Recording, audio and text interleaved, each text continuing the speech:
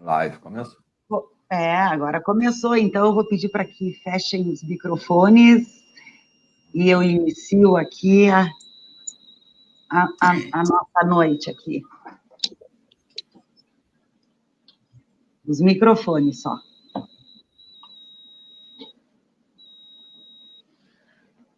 Boa noite a todos, boa noite a todas.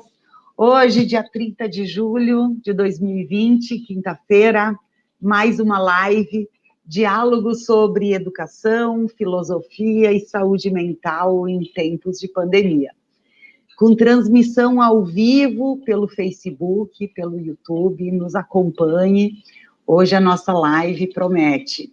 Sou a professora Flávia Vergani, secretária da Educação de Caxias do Sul, e nesta live, mediadora de um grande time de professores. Na noite de hoje, só temos gigantes que vão falar sobre loucuras. A Secretaria Municipal da Educação de Caxias do Sul vem apresentando uma série de lives com o intuito de promover reflexões sobre educação, sobre saúde, sobre cultura, sobre epistemologia genética, sobre, enfim, loucura, perpassando pelos campos epistemológicos, da filosofia, da educação, enfim, os campos do saber, da experiência, da integridade humana, da constituição do sujeito. Começo com a seguinte citação: eu não sou louco, o mundo que não entende minha lucidez. Enquanto você se esforça para ser um sujeito normal e fazer tudo igual, eu do meu lado aprendendo a ser louco, um maluco total, na loucura geral, controlando a minha maluquez, misturada com minha lucidez, vou ficar com certeza, maluco beleza. E esse caminho que eu mesmo escolhi é tão fácil seguir por não ter onde ir, controlando a minha maluquez, misturada com minha lucidez. Trazendo a música para abrir nossa live, Raul Seixas, para descontrair também, né? Com transmissão ao vivo, pelo Facebook, YouTube, peço que as pessoas que estão nos assistindo, né, compartilhem. A live de hoje vai ser uma live muito bacana e também de muita aprendizagem. O rumo de nossa discussão será loucura, a alma, com orientação de Michel Foucault. Lá bem no alto do 12º andar, vive uma louca. Nós vamos falar de loucura. Vive uma louca. E ela pensa que quando todas as sirenas, todas as buzinas, todos os recos-recos tocarem, atira-se e, ó delicioso voo, ela será encontrada miraculosamente incólume na calçada. Outra vez criança, e em torno dela indagará o povo: como é teu nome, meninazinha de olhos verdes? E ela lhes dirá: é preciso dizer-lhes tudo de novo? E ela lhes dirá, bem devagarinho, para que não esqueçam: o meu nome é Esperança. Mário Quintana, também na mesa hoje.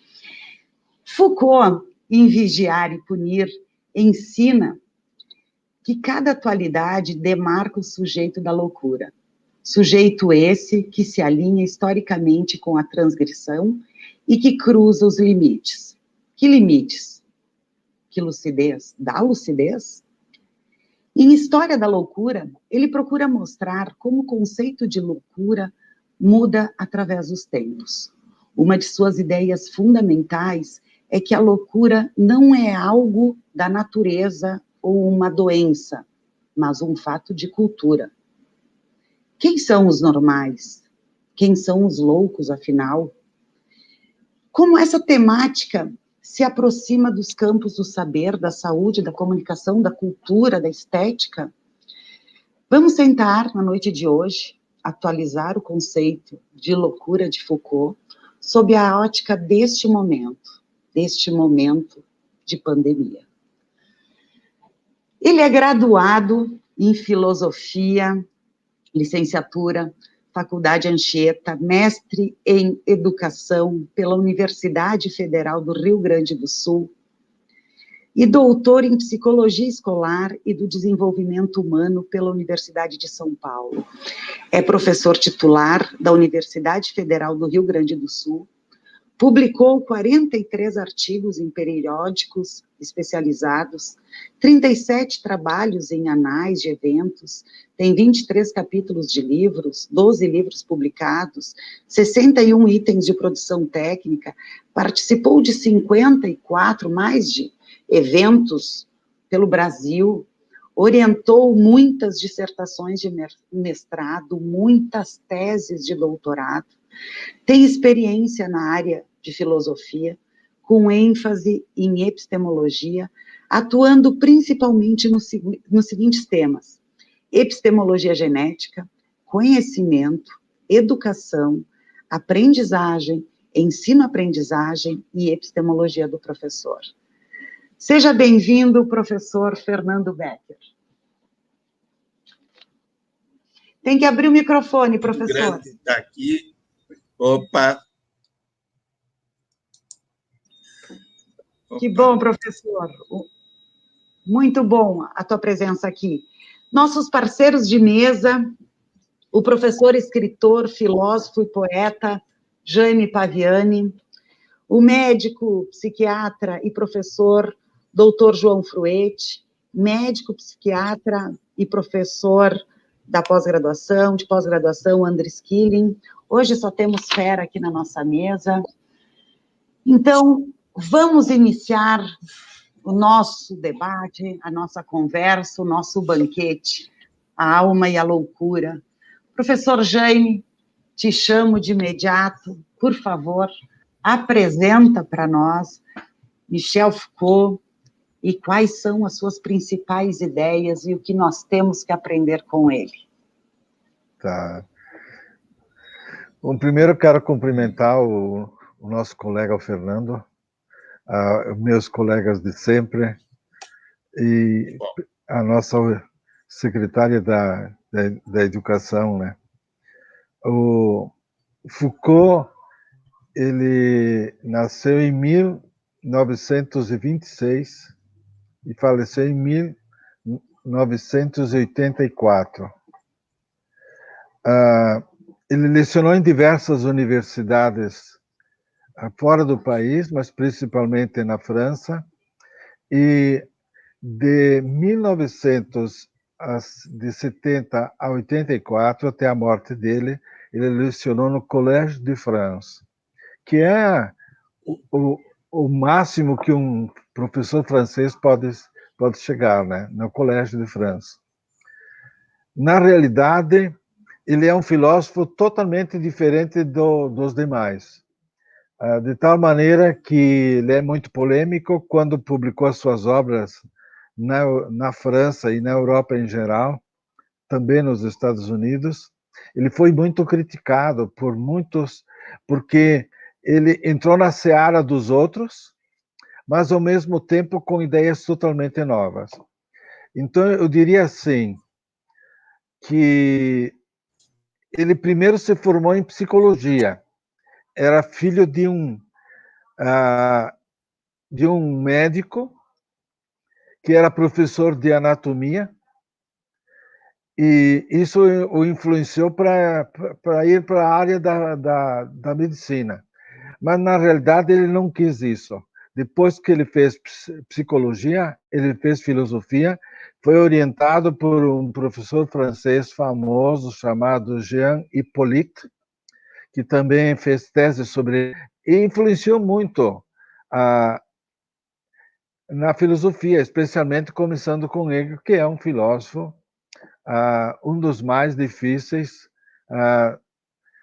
e eu diria assim, nós não podemos hoje falar totalmente de Foucault, porque vamos só falar algumas ideias dele, né?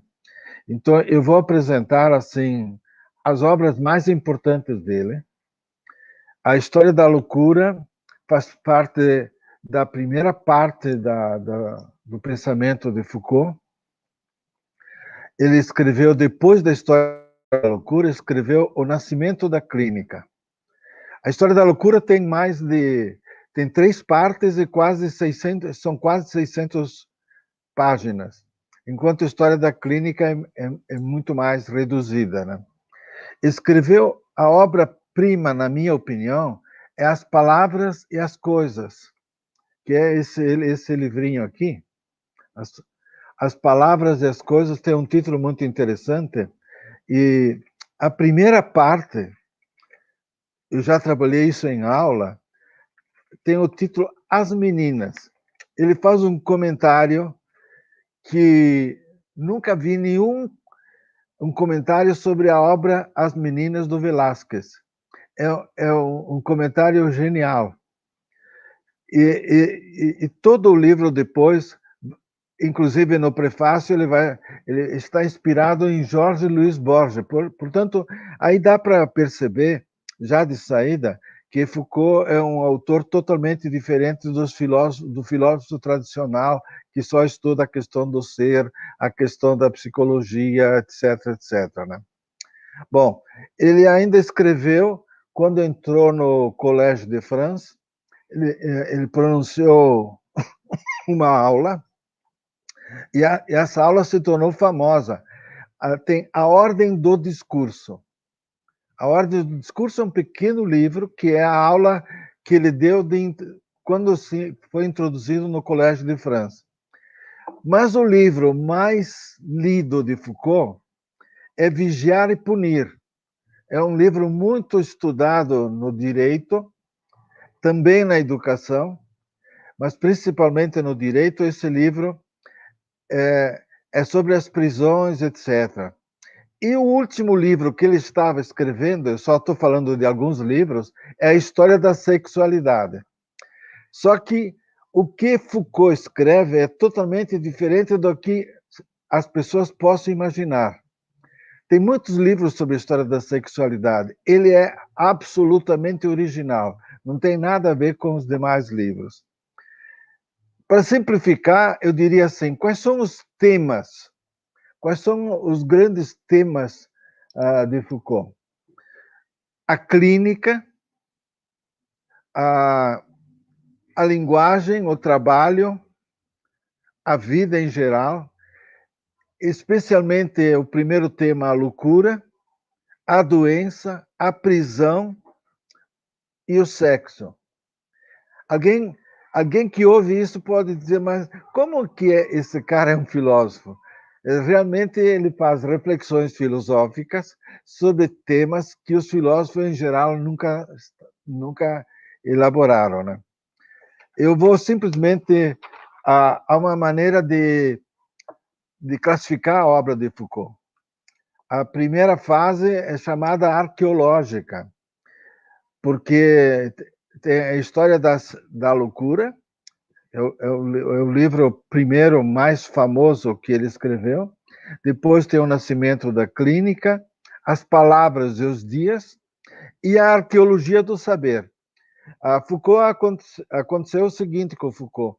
Ele primeiro escrevia o livro e depois escrevia o método sobre o qual ele escrevia o livro anterior.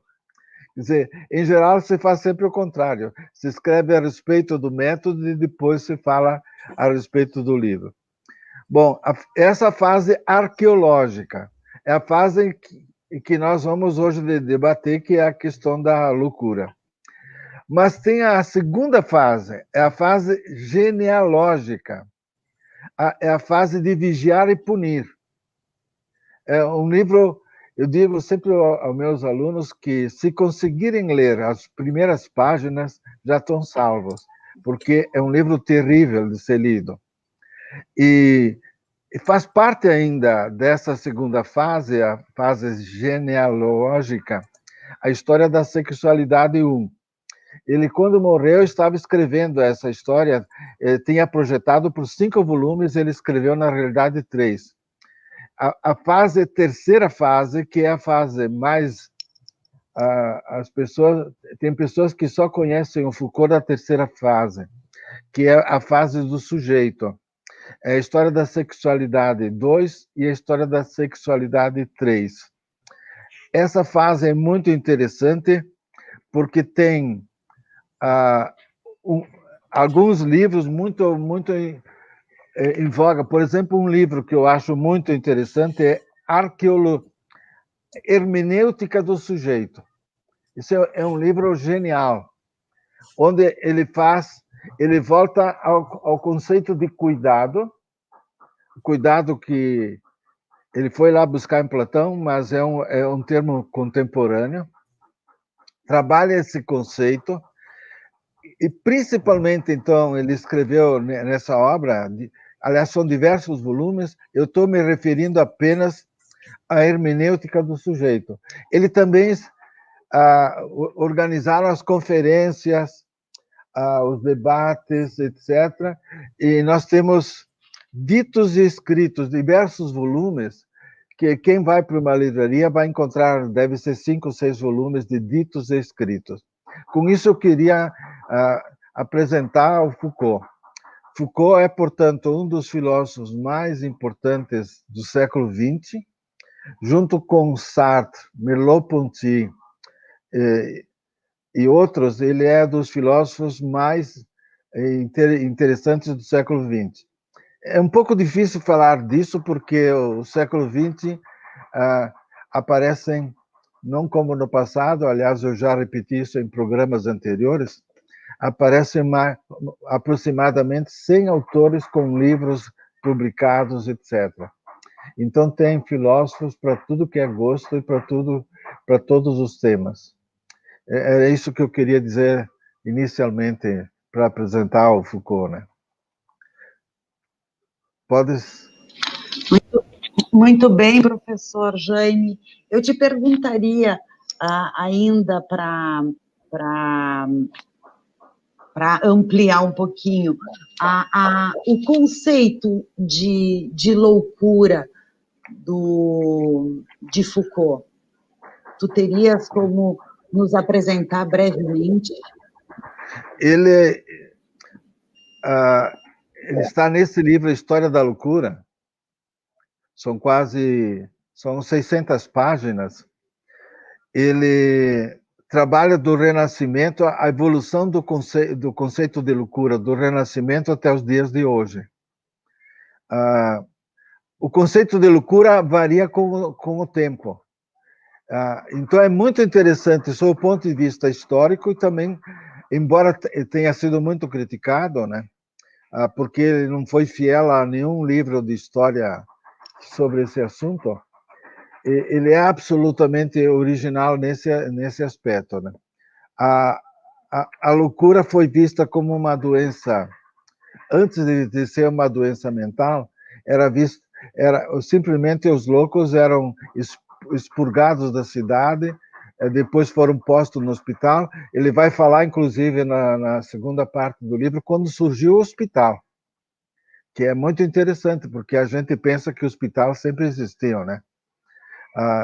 Então, ele vai mostrar que, inicialmente, o hospital era o lugar para colocar os loucos, ficavam lá a vida toda, né? Hoje, o hospital tem um outro conceito totalmente diferente, né?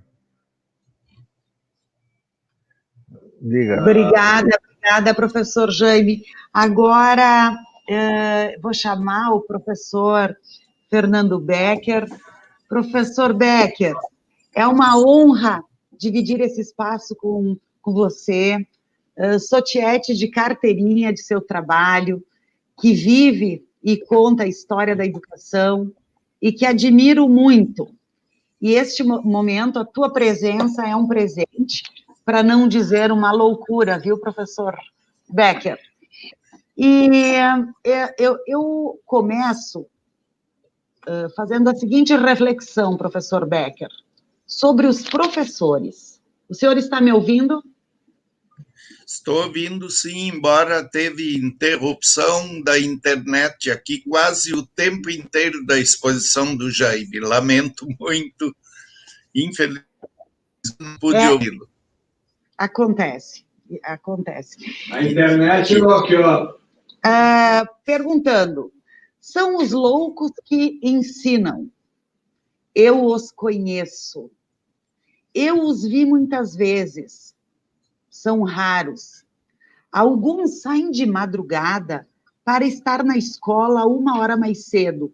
Outros deixam a escola 1 hora mais tarde, porque eles têm milhares de coisas para resolver, corrigir, limpar, decorar e enfeitar a sua sala de aula. Ou porque está esperando alguém vir buscar um de seus alunos. Outros atravessam todos os dias vários quilômetros rodados e com muitos de volta, eles são loucos. No verão, eles pensam em suas aulas, preparam trabalhos, exercícios, fazem cursos de reciclagem, formação continuada. No inverno, falam muito, sempre levam balas de menta em seus bolsos, outros vão com uma garrafinha de água ao seu lado, e até mesmo alguns com o bom e velho gengibre. Sua garganta é sempre dolorida, mas ainda ensinando. Eu os vi. Eles não estão bem da cabeça. À noite, eles sonham com a faculdade, eles são planetas, ecossistemas, figuras históricas, eles são lenda. Ou ainda ficam até madrugada pensando em suas aulas, em perguntas. Eles são maus, sacrificam seus sábados para a formação e não se importam em perder o tempo do seu sábado e ficar longe da família. Eles dizem que são autocríticos e que fazem um balanço de suas experiências educacionais, de suas aulas, de seus desafios. Frustram-se quando as coisas não saem como esperado. Alegram-se quando seus alunos não progridem. Apesar de muitos terem décadas de serviço, sempre encontram novas maneiras de fazer as coisas. Neste momento, especialmente. Eles são surpreendidos quando comparam um ciclo escolar com outro, avaliam o que não funcionou e já iniciam um novo planejamento. Eles são doentes da cabeça, eu já percebi. Eles ficam chateados se precisam tirar uma licença médica, só porque ninguém pode ficar com seus alunos. É só eles que podem ficar. Dizem apenas que eles são os professores e sentem muito orgulho de sê-los. Que se voltassem no passado e escolhessem uma carreira, esta seria certamente novamente a de louco, ou seja, de professor. Eu conheço alguns muito especiais, alguns loucos muito especiais. Alguns estão aqui. O senhor, professor Fernando Becker, sendo professor, considera os professores loucos neste momento de pandemia? Conta um pouco para nós do seu dia a dia, da tua sala de aula. Tu estás indo para a sala de aula virtual? Do teu momento, porque nós sabemos, eu sei, fui tua aluna, o quanto o senhor gosta da sala de aula, sente prazer. Há quanto tempo o senhor está na sala de aula? A palavra é tua, conta um pouquinho para nós, queremos saber do professor Fernando Becker. Nossa, Fábia, estás inspirada hoje. O Freud já dizia que há 3 coisas impossíveis, que é ser professor, psicanálise e fazer política. Então, nós estamos nessa coisa impossível que é ensinar. E realmente extremamente complicado, mas tem alguma coisa, nesta época, falar de vírus é muito negativo, mas parece que tem um vírus ali que faz a atração por essa função, na verdade, é uma função onde a gente pode dizer assim, como dizia uma professora da Faculdade de Educação da USP, uma estudiosa do Paulo Freire, ela dizia assim, os professores não imaginam o quanto eles aprendem com seus alunos. Então, e um professor de matemática na minha pesquisa, na entrevista para pesquisa, ele diz assim, quem aprende na sala de aula é o professor, os alunos não aprendem nada. Então, com o ensino, ele está falando, não aprendem nada com o ensino. Quem aprende é o professor. Então, essas contradições profundas que existem nessa função, realmente é de espantar, e a gente se pergunta por que continua. Então, o teor de loucura começa aqui, né? A gente continua. E o trabalho do professor é sempre um trabalho de aposta. Tu não sabe onde é que vai parar isso. Tu pode planejar o quanto quiser, mas tu não sabe onde é que vai chegar. Então, realmente parece uma insanidade trabalhar com isso, né? Uma loucura. Mas a gente faz e continua. E eu ainda sou um desses dinossauros que não se aposentou e acabou sendo atingido pela aposentadoria compulsória, né? E continuo depois ainda como docente convidado, que é uma figura jurídica que a universidade tem, e continuo trabalhando nisso. Ensino, pesquisa, e uma live como essa faz parte da extensão, né? Então, é um trabalho cheio de condições, e tem mais uma que eu acrescentaria. O bom professor é aquele que consegue que seus alunos o superem.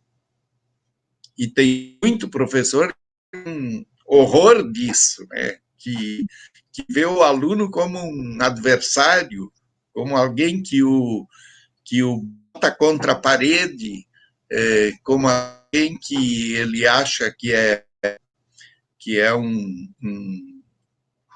alguém que o agride moralmente, né? que o diminui, que põe em dúvida a sua capacidade, né?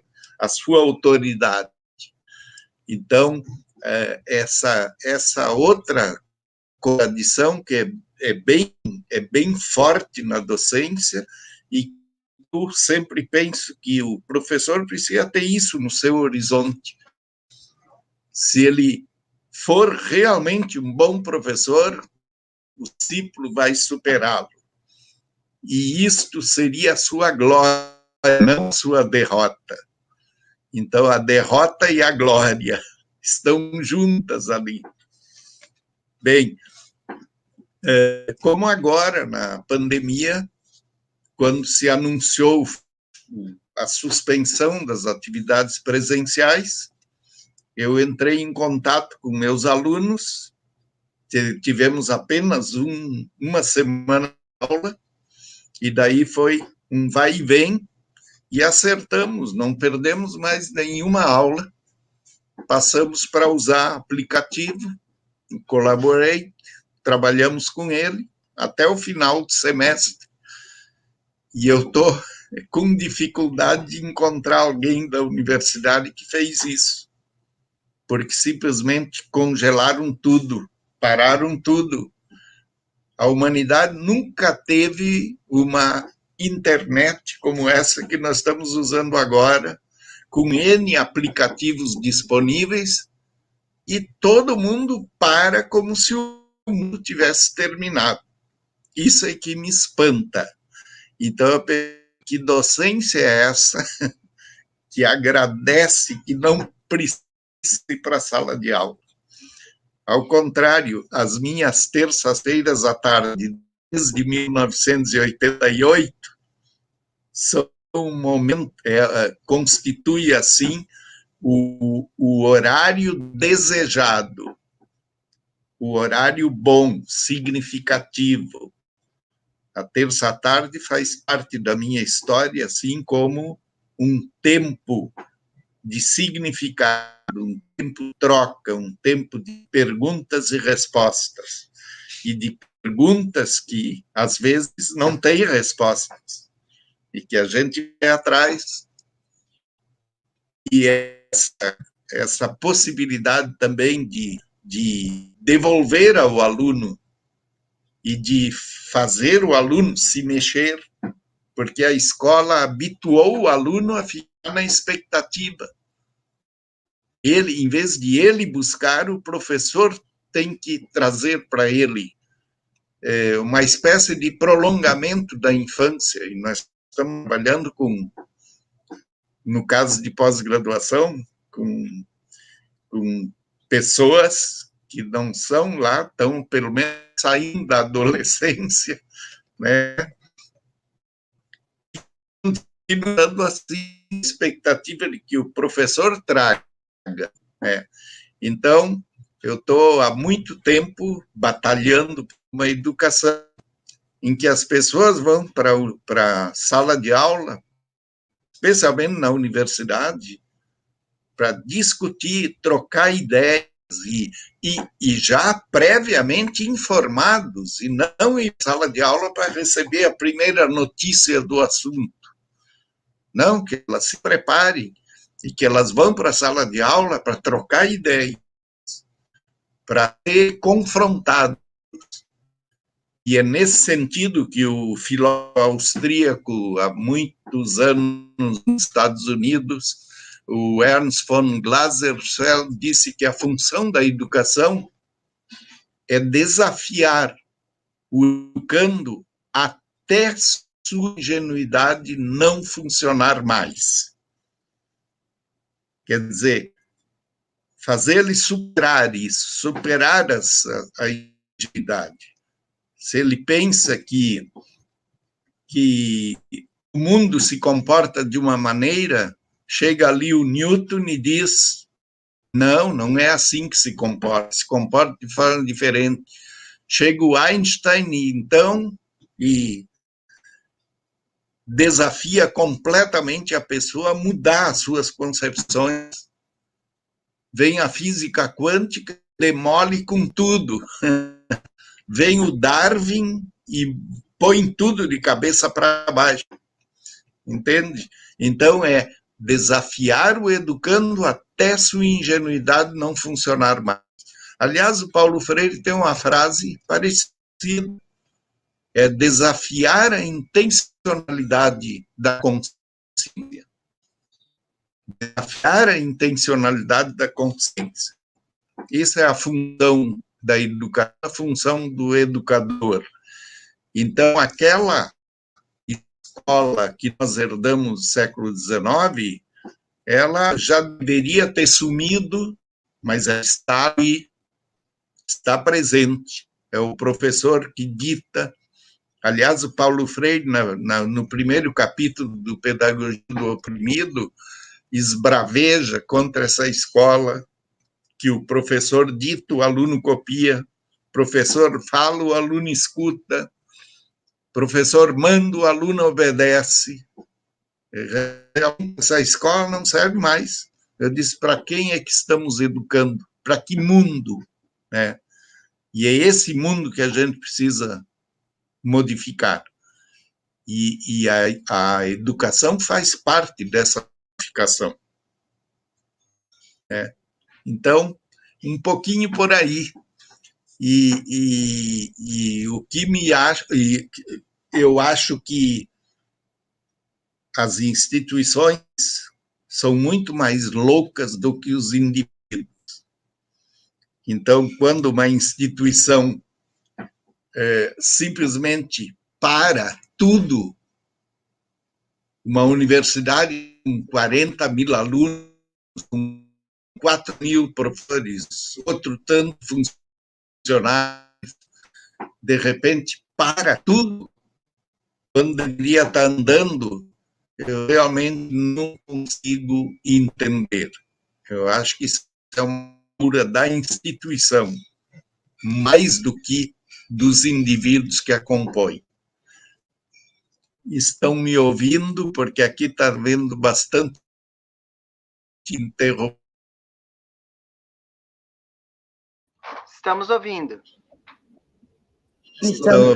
Estamos ouvindo, eu acho que agora a internet dele, ele saiu, agora voltou. Sim, nós estamos ouvindo, professor, que belas palavras. E quero aqui também chamar atenção que nós estamos sendo assistidos pela Adriana Zini, Marta Cipolla, aqui da nossa Dudu, região tem muita... O Cassiano... Interferência, né, professor? Temos aqui o professor Luciano Schiavo, a Luciana Schiavo, a Rosa Maria Reiki, o professor Evaldo Cuiava, nosso reitor da Universidade de Caxias do Sul. Que bom, professor Evaldo. O Clever Moreira, a Daniele Coutro, a Margarete Paulette, a Márcia Borges. Ai, muito obrigada, muito obrigada por estar aqui, por estarem aqui nos assistindo, e eu peço que, se vocês estão gostando, né, do nosso assunto, do nosso debate, compartilhem. Está acontecendo aqui no Facebook, compartilhem com seus amigos também no YouTube. Belas palavras, professor Becker. Eu agora quero chamar o Dr. Fruet, né, para o nosso debate, e te perguntar, Fruet, o seguinte, ainda pensando na loucura, né, para a psicanálise, a loucura não parte do pressuposto da divisão entre o normal e o patológico. Freud, ao fundar a psicanálise, afirma que a loucura faz parte de cada um de nós e está, de certa maneira, no inconsciente. E os loucos são aqueles que não resistiram a uma luta que é uma constante a todos nós, na relação com o que é inconsciente. Então, trocando em miúdos, doutor Fruet, nos explica, então, somos todos loucos? É mais ou menos nessa linha? Conta um pouco para nós, explica para nós isso. Boa noite a todos. Flávia, eu só queria, antes de fazer a minha abordagem, eu queria aproveitar e fazer uma pergunta para o professor Becker. Se ele puder responder. Na realidade, eu queria saber se ele já se haveu dentro da sala com situações no qual ele teve receio que um estudante... Aqui estamos com interrupção. Tá ruim, professor? Se algum estudante... Ele teve... Alô? Sim. Se alguma situação na qual o professor Fernando Becker... foi difícil porque ele teve que se haver alguma situação ao qual o saber, o aluno achou que poderia enlouquecer pelo saber.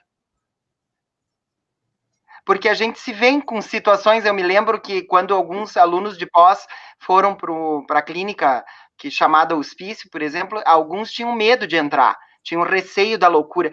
O senhor já se viu em alguma situação de pessoas com medo de enlouquecer pelo saber? Esta pergunta é para mim? É, professor Fernando. Desculpe, porque deu muita interrupção da internet aqui. O senhor quer que eu repita?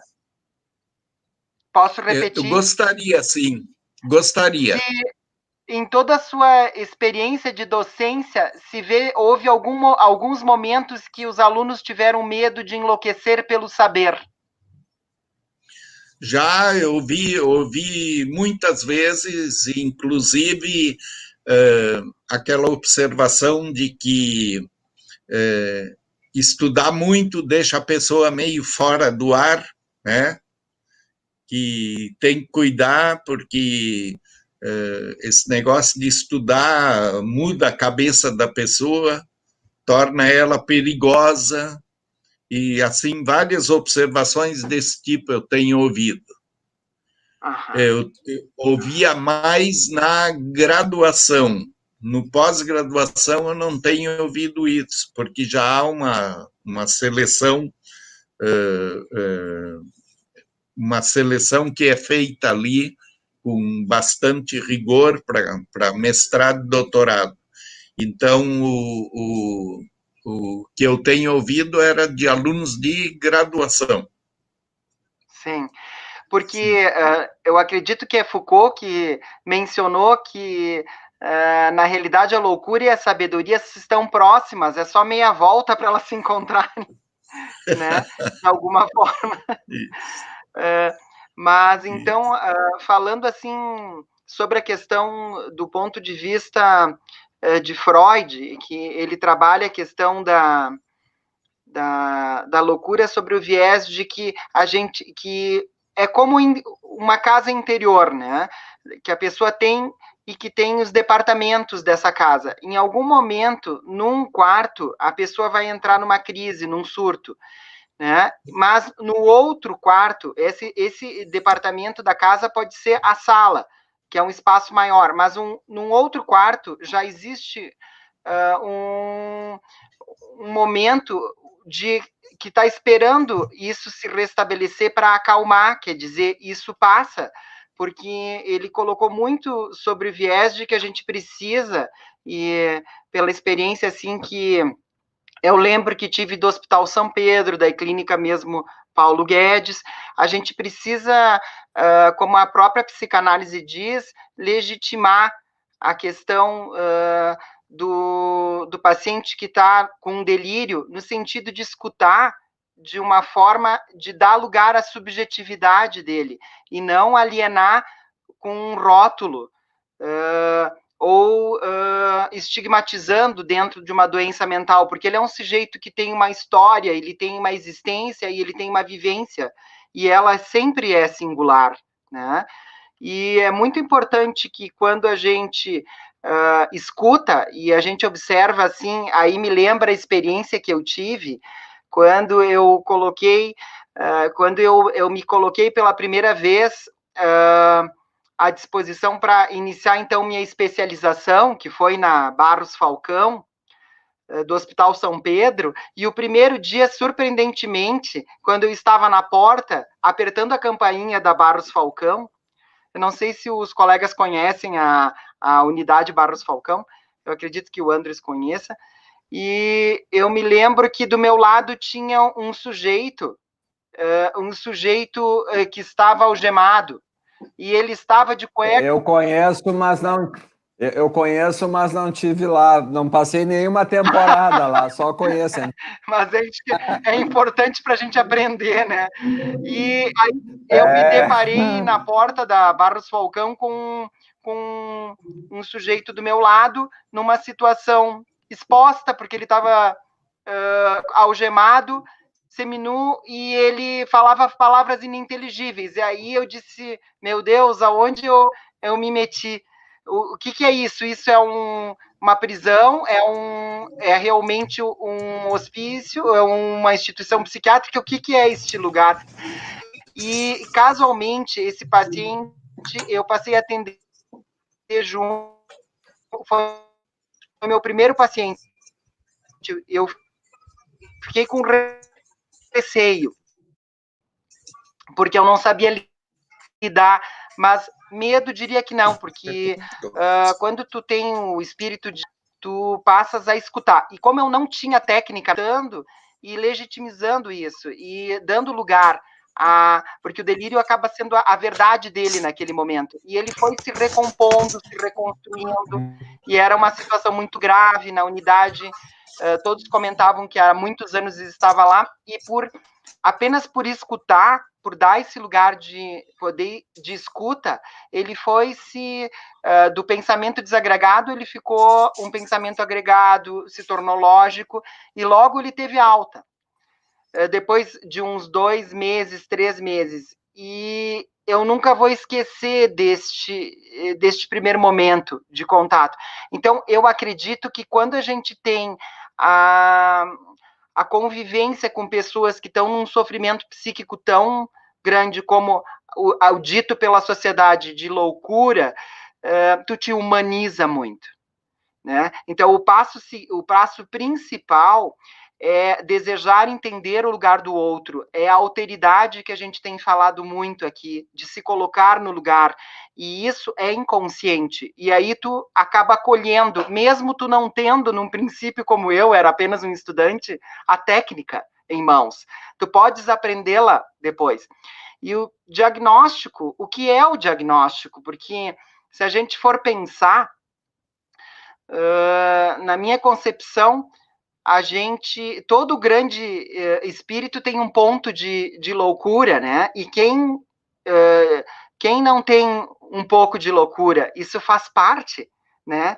Agora, pelo que o professor falou, e eu acho que daí eu até devolvo para vocês a pergunta, no sentido de por que a sociedade sempre alienou, por que ela sempre racionalizou, né?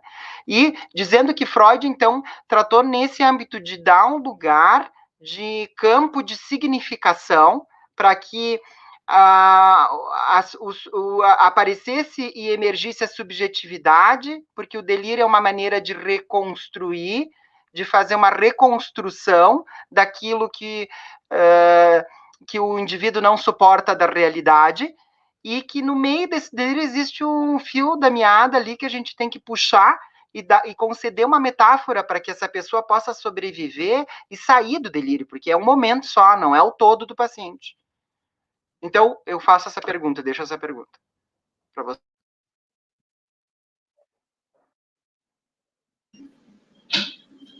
Andrés, professor tem que abrir o áudio. Bom, então, eu poderia falar assim, gente, vamos começar a esquentar o debate, né? Porque hoje está uma noite fria.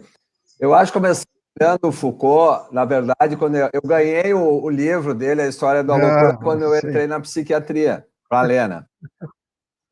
E aí, tu lendo a obra dele, agora tive que reler. Então, ele faz uma história do que o conceito de loucura, ele vai explicando como é que o pensamento através da loucura, na história da humanidade, né?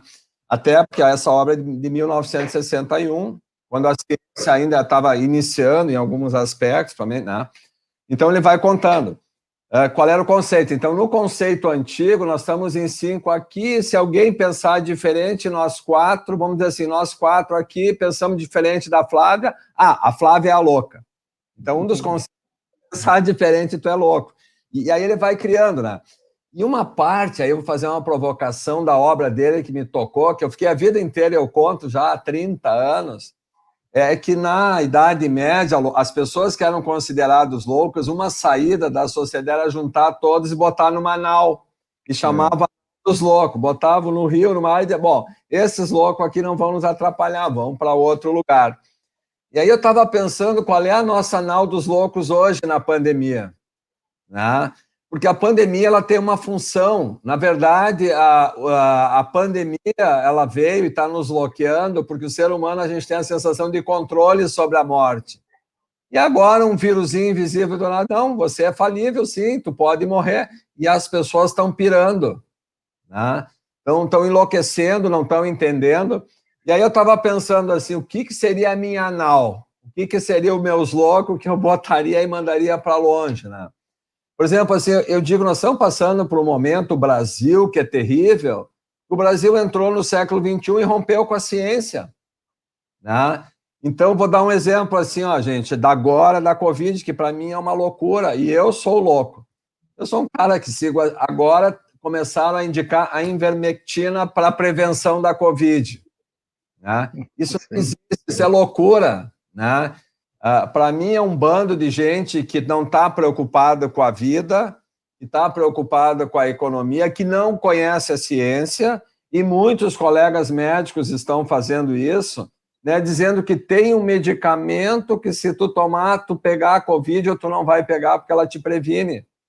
Isso é negação da ciência, isso é não olhar. Santa Catarina está ali, as cidades que entraram nessa loucura, explodiu a Covid.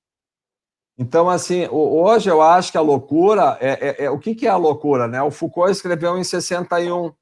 Então, ele tentou entender até mesmo a segregação, porque os miseráveis teve uma época que eram loucos, considerados, por ser pobre, tu era considerado louco e era separado.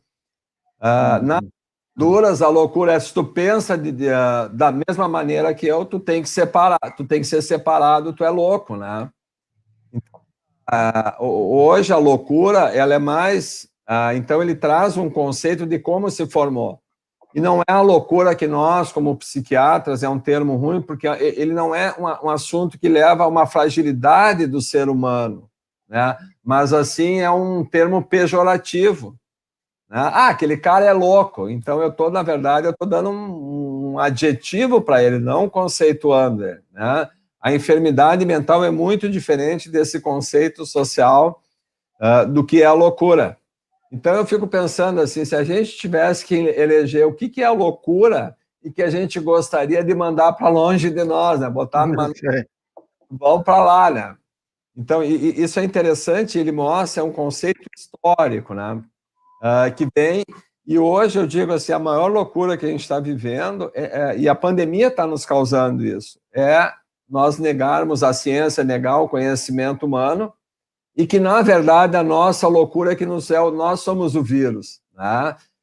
Porque, na verdade, a Covid é uma resposta da natureza à nossa loucura, a loucura do ser humano. Nós estamos destruindo as matas, nós matamos o leão, matamos o macaco, matamos a cobra, matamos tudo, e a natureza diz, olha, ser humano não é bem assim, ó. Tem um vírusinho que tu não vê que pode acabar contigo, né? Então, eu entendo hoje o vírus como a última resposta que a natureza tem, porque o resto, o ser humano, a tecnologia está controlando, para a nossa loucura, que é destruir e segregar. Né? Professor Becker, eu diria assim, ó, hoje, se um filho meu dissesse que ia ser professor, eu diria, mas tu tá louco? Tu tá louco? Exercer essa profissão. Né? Então, é interessante essa questão, né? Como tu vê, então, hoje... Eu lembro que lá pelos anos 60, 70, ser professor era uma coisa grandiosa, era uma honra, né? Hoje, ser professor é uma coisa de louco, é um cara que não pensa. Então, é interessante como ver como a sociedade vai criando conceitos de loucura. Tá? E são conceitos e que vão mudando. Muito bem. Isso é verdade. E... eu acho que é importante também... O debate esquentou. Vamos respondendo aí. Pois é. Andres, isso que tu falou, eu acho que é bem importante. E se pensar na década de 70, na Pinel, aqueles ditos loucos que ficavam vagando, que eram ditos os mais loucos que ficavam vagando no pátio, muitas vezes eles faziam uma encenação como se eles estivessem com um telefone e em seguida descobriram o telefone celular. Assim como eles diziam que tinham muitas câmeras pelo hospício em vários lugares, e depois, hoje, nós somos muito vigiados, existem câmeras por tudo. Então, eu diria que aquele dito louco é aquele que tem a mente criativa, é aquele visionário, é aquele que tem uma forte intuição e que tem um valor muito grande. Nós que temos a oportunidade de ter ouvidos e escutar e dar voz a essas pessoas chamadas loucas, são pessoas extremamente inteligentes, extremamente sensíveis, que por causa sua sensibilidade chegam a esse ponto e são excluídos do social. Eu até aqui estou vendo uma pergunta do Luciano, né? Filosoficamente falando, qual o nível de delírio ou loucura aceitável? Luciano, isso é interessante porque isso é um conceito, né? Existe o conceito de doença mental. E esse conceito filosófico da sociedade da loucura é uma coisa segregacionista, tu tira. Então, se tu não pensa como eu, tu é louco. Né? E, infelizmente, nós chegamos num momento de radicalização da sociedade e que se tu não é igual a mim, tu é louco. Acho que a pandemia, eu sempre acredito, ela vem para mudar o ser humano. Porque o que a pandemia está fazendo? Ela está desorganizando o nosso conceito de imortalidade, né, que a ciência nos traz, dizendo, olha, vocês são mortais. Ela está desorganizando a economia, está desorganizando alguns conceitos, para depois haver uma reconstrução. Né? Então, a pandemia, a loucura, é muito um conceito. Se eu achar que alguém é louco, eu vou dizer que é louco. Existe a doença mental, que é diferente. Então, louco é todo aquele que não pensa como eu, dentro de um grupo que não aceita a divergência. Concorda, professor? Sim, estou me ouvindo? Houve um momento em que, nesses primeiros hospitais, no século XVI, XVII, vagabundos, pobres, eu diria assim, enfermos, libertinos, prostitutas, eram todos considerados loucos, eram colocados nos hospitais e lá viviam a vida toda, eram presos na realidade. Na realidade, quer dizer, houve uma evolução muito grande hoje em relação a isso. Mas eu fiquei impressionado com essas ideias do nosso colega aí. Achei muito interessante. Quer dizer, o conceito de loucura evolui com o tempo. Como o conceito de educação, como qualquer conceito. Os conceitos evoluem. Não existem conceitos fixos. Conceito aqui... Quero falar da presença do Luciano Ribeiro, obrigada, André Campos, Lucas Caranhato, Alex Ferronato, Regina Camparim, André Campos, Antônio Silva, obrigada, se estão curtindo, se estão gostando, coloca a live e compartilhe com seus amigos a nossa discussão, as nossas reflexões. Voltando aqui, para o debate, trazendo um pouquinho a sala de aula, voltando para a sala de aula, e eu quero chamar o professor Becker para me auxiliar, né, nesse tempo de pandemia em que os professores estão trazendo um novo modelo pedagógico, vamos dizer que eu não consigo mais enxergar o diretivo, não diretivo, enfim, mas que eles têm que trabalhar com as questões da tecnologia, se reinventar a todo momento, e como é que o senhor está vendo esse momento da educação e aprendizagem? Como é que fica a aprendizagem? É uma boa pergunta, Flávia. Eu considero que a escola é uma instituição que foi criada para dar conta de aprendizagens complexas, aquelas que não ocorrem no cotidiano das pessoas. Isso. Então, aprendizagens que a sociedade acha que vale a pena, que é importante para as pessoas fazerem, aprenderem, essas exigem tempo. A variável mais importante, das mais importantes que o processo de aprendizagem demanda é o tempo. E toda vez que se interrompe o processo de aprendizagem, há uma perda muito importante. Então, seja por férias, seja por greve, seja por pandemia, sempre que se interrompe esses processos de aprendizagem, paga-se caro depois, né? Quando se vai retomar. Então, a sociedade que mantém a escola deveria ter esse cuidado com a escola para evitar o máximo possível as interrupções desses processos. Não que interrupção necessariamente seja interrupção de aula seja necessariamente interrupção do processo de aprendizagem, mas para muitos alunos é interrupção. Sim. Agora, se essa interrupção é substituída por outras atividades, por exemplo, hoje o que nós estamos vendo? Hoje nós estamos vendo o seguinte, decretou-se a parada das instituições para evitar as aglomerações em função da pandemia, mas muita gente começou a inventar outras formas de levar adiante esses processos de aprendizagem.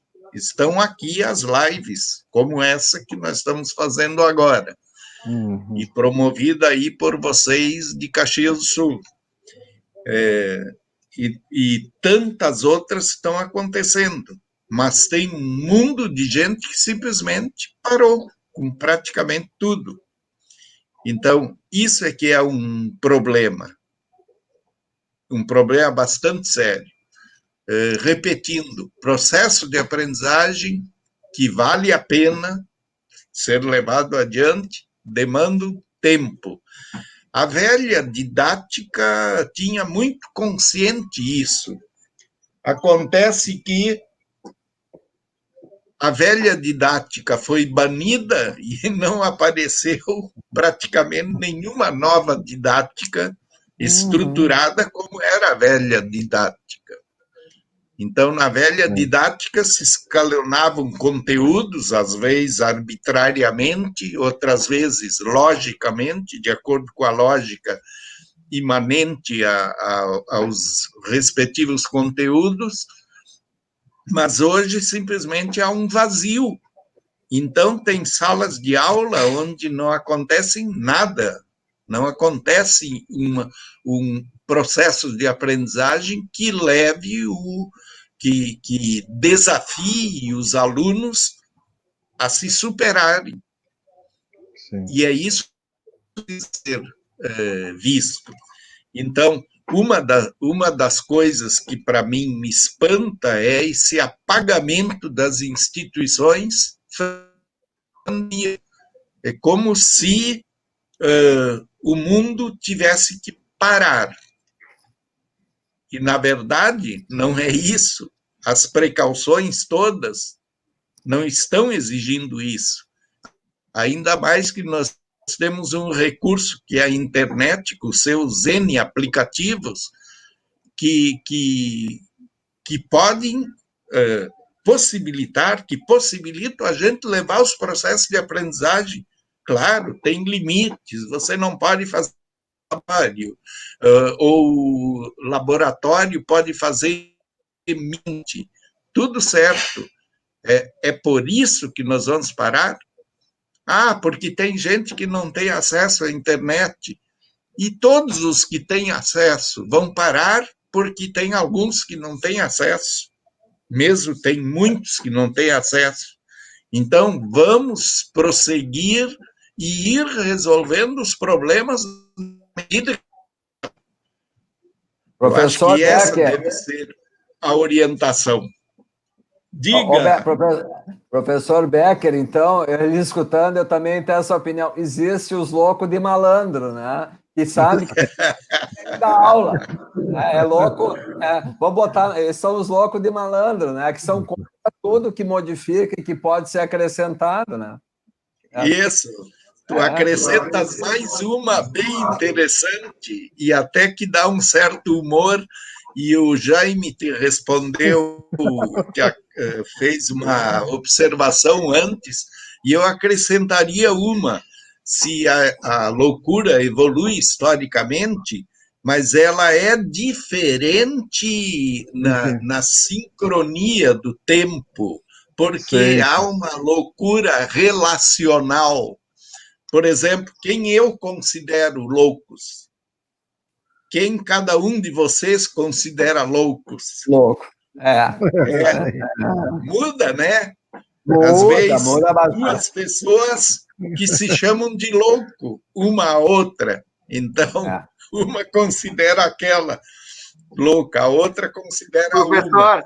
Queria lhe fazer uma pergunta. Pode ser o professor Becker ou o professor Jaime para me responder. Mas hoje a gente se depara com aquela loucura que a gente não dá conta, que é a perversão. Qual é a maior loucura? Eu vou deixar o Becker responder essa pergunta. Eu acho que a maior loucura é das instituições ou do conjunto das instituições. Olha o que nós vivemos há algum tempo já, há anos, essa polarização de esquerda e direita no Brasil. que eu chamaria de falsa esquerda e falsa direita. Cada um é a própria sanidade para si. Sim. Os loucos são os outros. Sim. Então, nós temos a totalidade da direita e a totalidade da esquerda definida por elas como todos loucos. O professor, ou também, né, que a loucura é a minha qualidade está em denegrir o outro, né? É mostrar os defeitos do outro na minha qualidade. Isso. Né? Isso é loucura, né? É uma parte da sociedade muito doente, né? E casualmente essa parte da sociedade muito doente é que nos comanda e que está muito vinculada a uma determinada área que nós elegemos. Né? Então eu digo assim... Na minha experiência, sim, se eu não penso como tal pessoa, eu sou neoliberal. Ser neoliberal sem dinheiro ou com pouco dinheiro é dose. É neoliberal, é homofóbico, é racista, é fascista, né? Engraçado que nunca chamam de nazista, mas só falta isso. E tem também a questão daquilo que se diz como politicamente correto, então não dá para falar absolutamente mais nada. Calaria as bocas, né? A fala é proibida e é cerceada. E isso causa um certo temor, porque eu perguntaria assim, as estruturas que são sensíveis e inteligentes, como fica diante da perversão? Há um risco de enlouquecer por não fazer furo na perversão? Ou o que a gente faz, né? A gente tenta se libertar de tudo da questão déspota e ditatorial, mas o que é possível? A gente já passou pelo totalitarismo, né? Através da história, e eu gostaria que o professor Jaime pudesse falar um pouco dessa loucura, assim, que é essa coisa daquilo que é total, daquilo que é proibido, daquilo que é cerceado da fala, né? Bom, isso varia muito com o tempo, né? Em cada época, em cada sociedade, nós temos comportamentos totalmente diferentes. Por isso que, voltando à questão da escola, eu acho que a escola é, ao mesmo tempo, conservadora e inovadora. Às vezes, numa escola muito conservadora, surgem revolucionários que mudam a face da terra. Então, a escola é contraditória. Mas, em geral, eu vejo as escolas conservadoras em relação à sociedade. Elas não estão na frente, estão a reboque da sociedade. Há muitos conhecimentos que se trabalha, especialmente no ensino superior, que não tem nenhuma relação com a realidade. Outros, por outro lado, aparentemente não têm relação, mas têm relação. Então, há um certo mistério no fato do ensinar e do aprender. Eu acho que as pessoas aprendem apesar de eu ensinar. Apesar de ensinar. Quer dizer, eu posso falar sobre determinados temas e uma coisa que é totalmente secundária, dita de passagem, tem mais influência, às vezes, num aluno do que aquela coisa que eu insisti tanto. Quer dizer, há um certo mistério no ensinar e no aprender.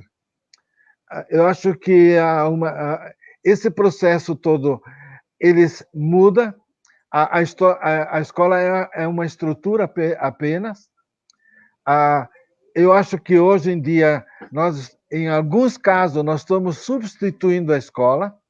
Eu acho que há uma vantagem, porque pais que nunca se interessaram pelos filhos agora estão se interessando, estão tentando ensinar aos seus filhos, estão criando condições para que os filhos possam aprender. É por isso que, na minha opinião, a questão do ensino, da aprendizagem, ela é um pouco misteriosa. Tem sempre os dois lados da questão. Na minha opinião, aqui formador da educação é que a escola enlouqueceu a educação, perdeu a noção de valores, que ficou muito no conteúdo e não se ensina as crianças a ser cidadão. Não se ensina. Isso não... Há muito tempo isso.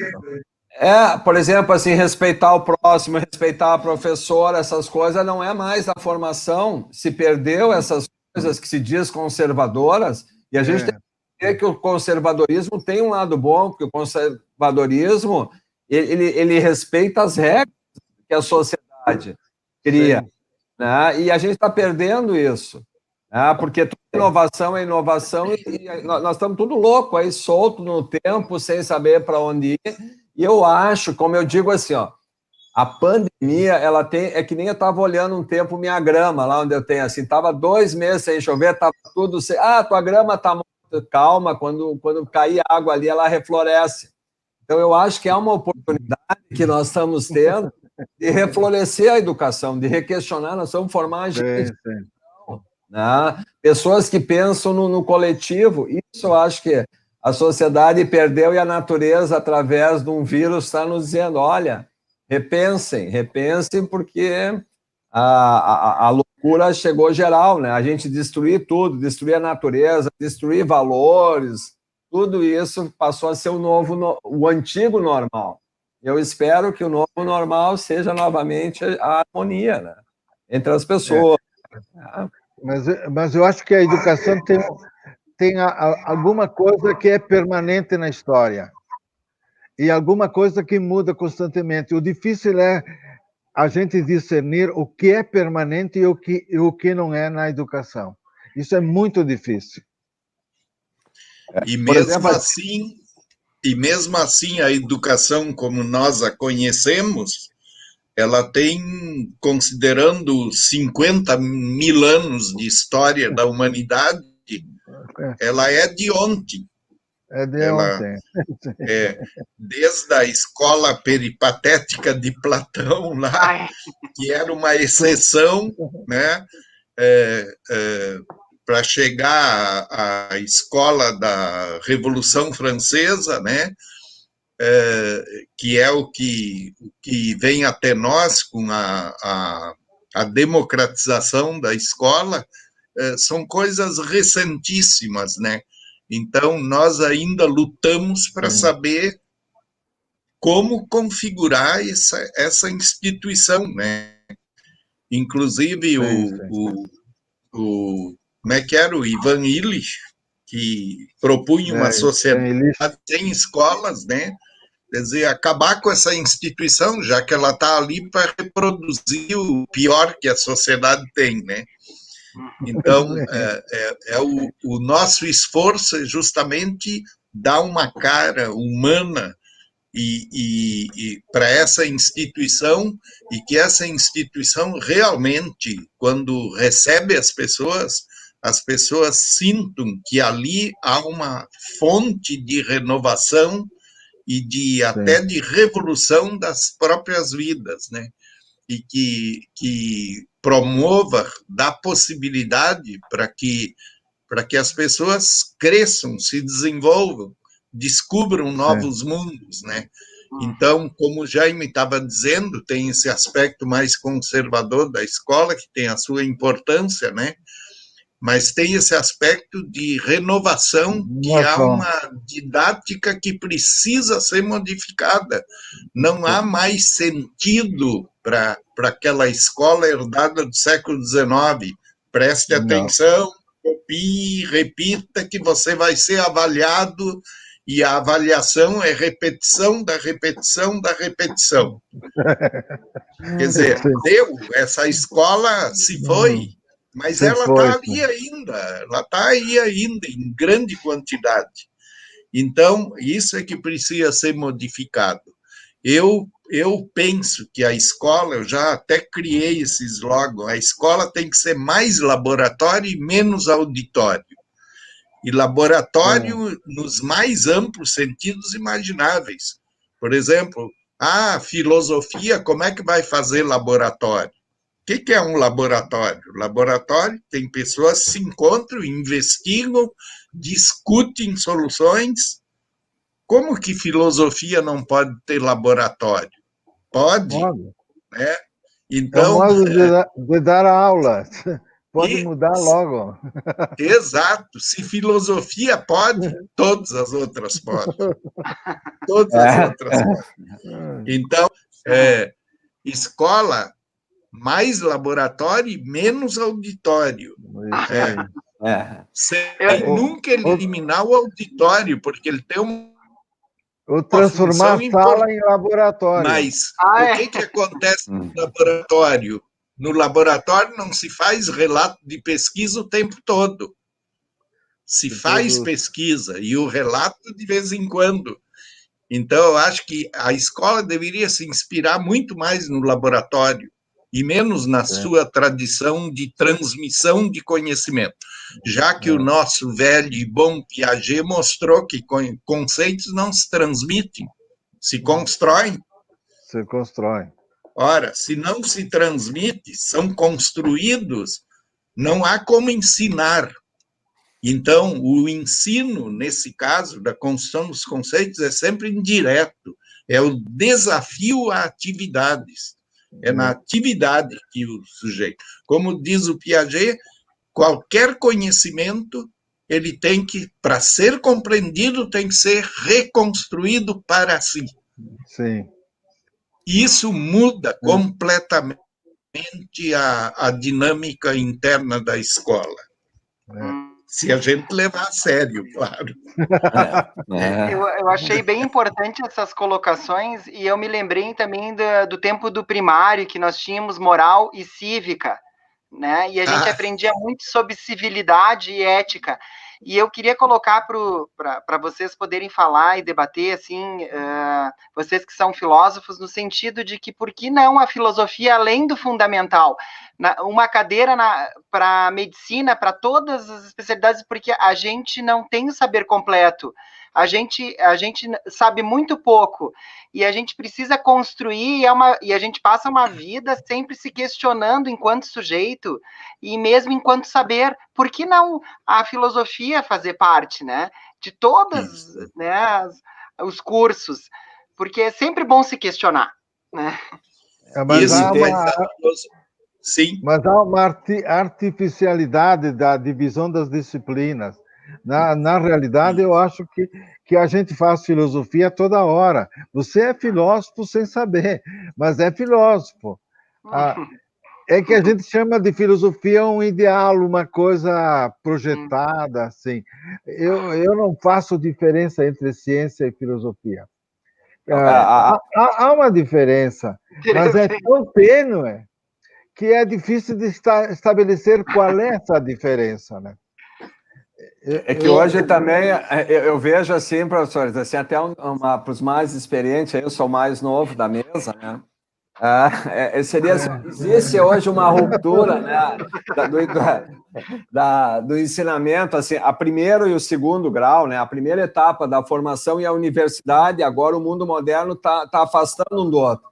Que tu vem até a universidade e hoje a tecnologia não quer mais o cara que... Vou dar um exemplo, para que ser médico? Qualquer um receita hidroxicloroquina e mentira. Qualquer um virou médico.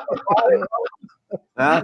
Então eu digo assim, não precisa. Mas assim, o que a tecnologia quer? Ela não quer mais só o cara que faz um curso, é alguém que acha uma solução, que pense, que seja autodidata. Né? A universidade vai ter que se reinventar, porque não é mais, tu vem no segundo grau e acha que tu vai fazer uma faculdade e aí tu vai sair para o mercado de trabalho. Não, o mercado de trabalho não quer mais esse tipo, ele quer aquela pessoa que busca o conhecimento, que ela tenha... Hoje tem que estudar continuamente. Autodidata. E entender que o mundo moderno, ele não quer mais aquela pessoa que se forma com um pacote pronto, não, ela quer alguém que olhe o mundo, olha, isso aqui tem que resolver, isso aqui a gente tem que mais olhar e pegar o teu conhecimento e aplicar, né? Isso aí. O problema que o mundo tem, a educação tem, e aí tu vai ter que criar uma solução para aquele problema. Isso eu digo mais no terceiro grau. E como fazer como é que está essa... Porque isso eu acho que é do terceiro grau da sociedade em relação ao mercado de trabalho. como é que fica o primeiro, a etapa fundamental antes do terceiro grau? Como é que vai ser isso, né? Essa revolução que o ensino que o mundo está pedindo, né?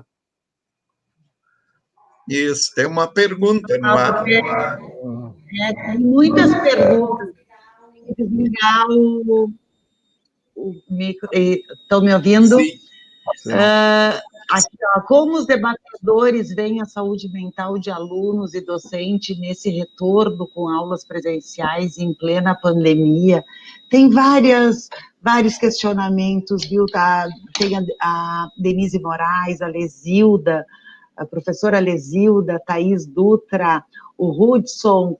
Então, tantos professores nos assistindo, tantas pessoas que estão nos acompanhando, mas eu tenho que chamar a atenção do nosso debate, que está uma loucura, que o nosso tempo está passando.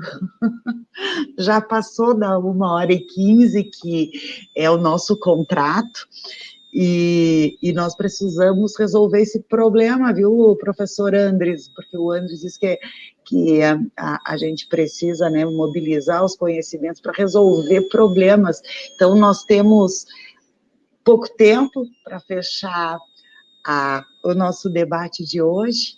Acredito que tenhamos que fazer mais um momento, mais uma rodada de loucura, porque hoje foi para a ciência, foi para a filosofia, foi para a escola, foi para o professor, foi para as naus. Quais os loucos que nós colocaríamos nas naus, né? Medicação, enfim, eu acho que esse assunto talvez mereça um próximo momento. Eu vou abrir agora espaço para que os nossos debatedores, os nossos professores, né, façam o seu fechamento. Temos aquela pergunta, se um de vocês quiser responder, né, dar retorno, e fizemos o nosso fechamento neste momento. Quero agradecer a todos, professor Fernando Becker, muito grata pelo aceite do convite, as tuas palavras sempre muito sábias e que trazem esperança, né, e que nos fazem refletir. Acredito que a educação, a sala de aula, ela está se reinventando. Não creio que nós vamos voltar e as coisas vão ser iguais. A forma que fechamos em março, lá no dia 17 de março, quando apagamos as luzes da escola, nós, quando voltarmos e acendermos as luzes, nós não encontraremos mais a mesma escola. Acredito que isso, é um novo momento de educação, nós estamos num novo momento, e está uma loucura, porque nós não temos legislação, nós estamos construindo no meio da doença legislação para educação, para protocolos de saúde para retomar, protocolos para merenda escolar, protocolo para transporte, e está difícil, então nós precisamos também cuidar da nossa saúde mental, né, os professores, e que bacana que o senhor falou, né, professor Fernando Becker, que encerrou o semestre, começou o semestre, encerrou o semestre, e muitos, né, não seguiram. Então, aplausos para os professores que estão seguindo, estão dando continuidade às suas aulas. Agradecer muito, professor Fernando Becker, o senhor sempre é motivo de inspiração. Agradecer o professor Jaime Paviani, o Fruete, doutor Fruete, o doutor Andres, e eu vou deixar agora um espacinho para que cada um de vocês faça o seu fechamento, né, da nossa live de hoje, e vamos fazer sim, vamos conversar, né, vou ligar depois para todos vocês, para nós combinar, né, quem sabe um próximo momento, né, que o pessoal está pedindo bis. Vou começar pelo nosso convidado, professor Becker, por favor, seus comentários finais. Temos uma em que a Flávia fale da experiência na Secretaria de Educação para continuar a aprendizagem dos alunos com o uso de aplicativos por ensino remoto. Mas, então, para ser bem breve e não me perder em coisas, eu leio uma frase do Piaget, que ele diz assim: a principal meta da educação é criar homens que sejam capazes de fazer coisas novas, não simplesmente repetir o que outras gerações já fizeram. Homens que sejam criadores, inventores, descobridores. A segunda meta da educação é formar mentes que estejam em condições de criticar, verificar, e não aceitar tudo que a ela se propõe. E eu acrescentaria criar a capacidade de entender a loucura dos outros e, sobretudo, a própria. Um prazer imenso ter vocês nessa companhia aqui.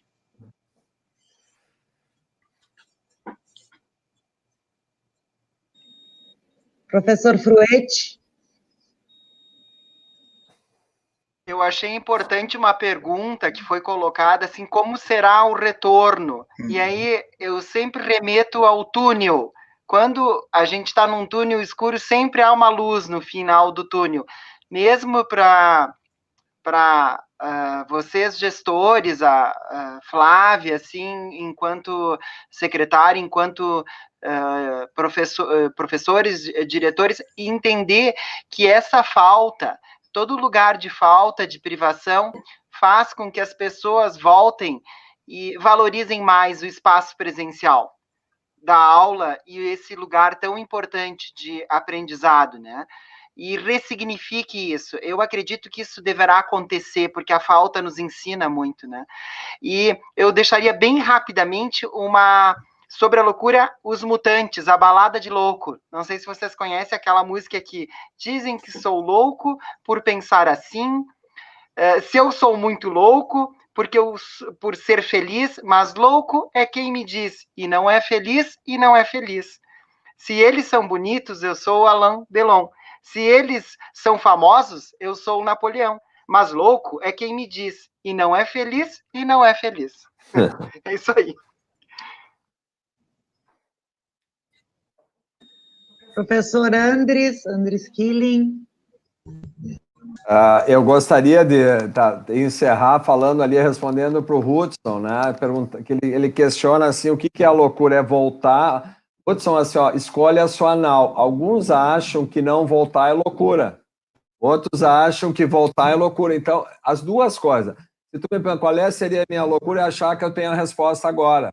Eu vou aprender e vou fazer meu conceito depois. Hoje, achar que eu sei se voltar ou não voltar é loucura, não tem. Então, nós estamos num momento excepcional para a humanidade. Eu digo aqui, nós estamos vivendo a história. Nós vamos, daqui 10, 20 anos, contar essa parte que a gente leu nos livros. Então, hoje, qualquer conceito, tu tem que embarcar numa nau. Não sei se é loucura voltar ou não. Eu acho que é loucura a gente não considerar o momento e não entender, né? Que nós estamos passando por uma situação humanitária que a gente nunca viveu e que depois que ela passar, a gente vai entender essa loucurada toda que a gente está vivendo. Uma boa noite, obrigado. Obrigada. Quem fala por último... Professor James. Quem fala por último pode sempre repetir os demais, né? Eu tenho duas ideias. Nós estamos sempre em mudança, nunca paramos, sempre estamos mudando, e também os nossos conceitos a respeito das coisas estão sempre evoluindo. Por isso é difícil definir um conceito, porque ele está sempre em evolução. Com isso, quero dizer boa noite aos meus colegas. e a todos os nossos ouvintes. Muito boa noite. Boa noite, boa noite. Boa noite. Tchau, professor. Obrigada. Obrigada. Obrigada. Tchau, tchau.